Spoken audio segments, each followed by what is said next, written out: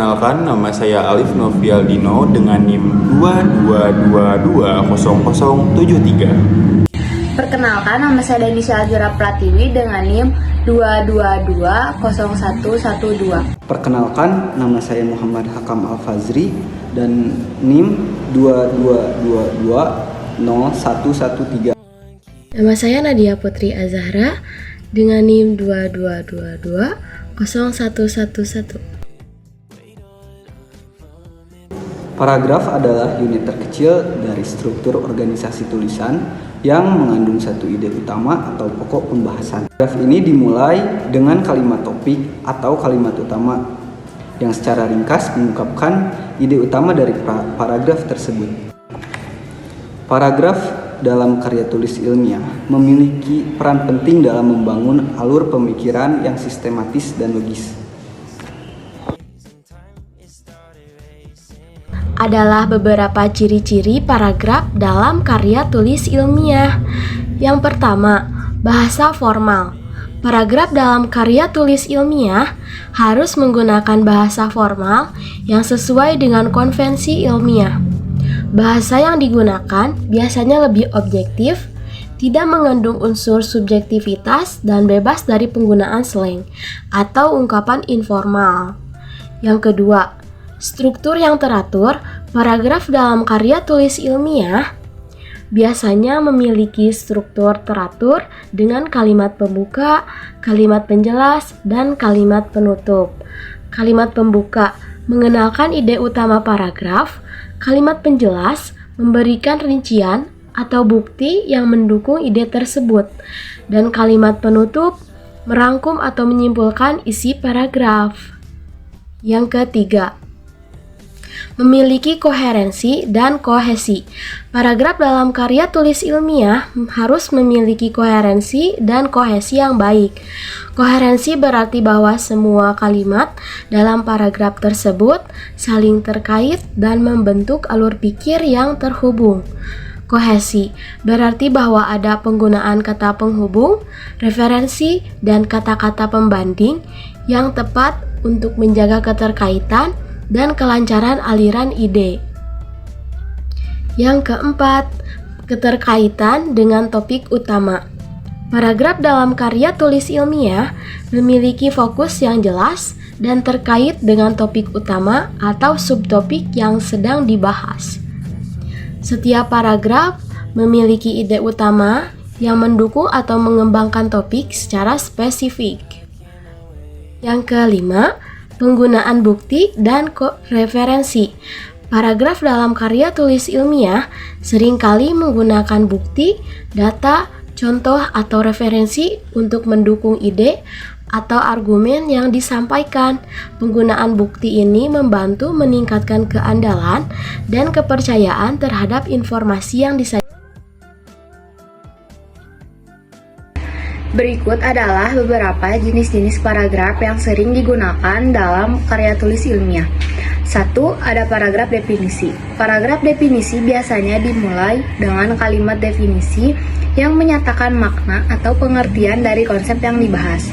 Kedua, ada paragraf deskripsi. Paragraf deskripsi biasanya berfokus pada penggambaran yang detail dan menggunakan istilah yang objektif. Ketiga, paragraf perbandingan atau kontras. Paragraf perbandingan atau kontras menyajikan persamaan dan perbedaan antara entitas yang dibahas. Keempat, paragraf argumen. Jenis paragraf ini digunakan untuk menyajikan argumen atau pendapat yang didukung oleh bukti, data, dan atau referensi. Yang kelima, paragraf penjelasan sebab akibat. Paragraf ini digunakan untuk menjelaskan hubungan sebab akibat antara suatu peristiwa atau tindakan dengan konsekuensi yang muncul. Beberapa kelebihan dan kekurangan paragraf dalam karya tulis ilmiah. Yang pertama, struktur yang teratur. Hal ini memudahkan pembaca untuk mengikuti alur pemikiran penulis dan memahami konten dengan lebih baik. Yang kedua, keterkaitan dan keterhubungan. Paragraf membantu menciptakan keterkaitan dan keterhubungan antara ide-ide yang disampaikan. 3. Klaritas dan kejelasan. Penggunaan kalimat yang jelas, pengaturan yang tepat, dan penggunaan bahasa formal membantu meminimalkan kebingungan atau ambiguitas dalam penyampaian informasi. Yang keempat, pengorganisasian informasi. Setiap paragraf dapat menggabungkan ide-ide terkait secara logis, membantu pembaca mengidentifikasi dan memahami topik dan subtopik yang dibahas dalam karya tulis ilmiah. Kekurangan 1. Potensi terlalu terbatas. Terkadang penggunaan paragraf dalam karya tulis ilmiah dapat membatasi penyampaian informasi yang lebih luas. Kedua, kurang fleksibilitas. Paragraf dalam karya tulis ilmiah memiliki struktur dan format yang harus diikuti. Hal ini dapat membatasi fleksibilitas dalam penyampaian informasi atau argumen, terutama jika ada kebutuhan untuk mengungkapkan ide yang kompleks dan bervariasi. 3. Pengaturan yang tidak ideal. Hal ini bisa menghasilkan paragraf yang kurang koheren atau tidak terhubung dengan baik, mengakibatkan pemahaman yang kurang baik oleh pembaca. Yang keempat, kelebihan atau kekurangan informasi. Paragraf dalam karya tulis ilmiah dapat mengalami kelebihan atau kekurangan informasi. Beberapa paragraf mungkin terlalu panjang atau pendek untuk menyampaikan informasi dengan baik, atau ada risiko mengabaikan aspek penting atau relevan dari topik yang dibahas. Dalam paragraf karya tulis ilmiah, penting bagi penulis untuk menjaga keseimbangan antara struktur yang teratur dan kebutuhan untuk menyampaikan informasi secara efektif.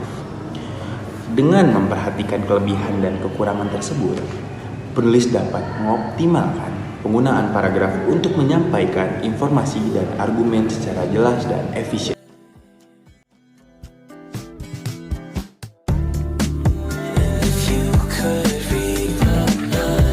Contoh paragraf dalam konteks tersebut adalah deskripsi suatu setting dalam cerita. Paragraf tersebut menggunakan bahasa yang lebih deskriptif, menggambarkan taman kecil yang indah di tengah keramaian kota. Tujuannya adalah menciptakan gambaran visual yang kuat dan mengundang pembaca untuk merasakan suasana dalam cerita. If you could read my mind.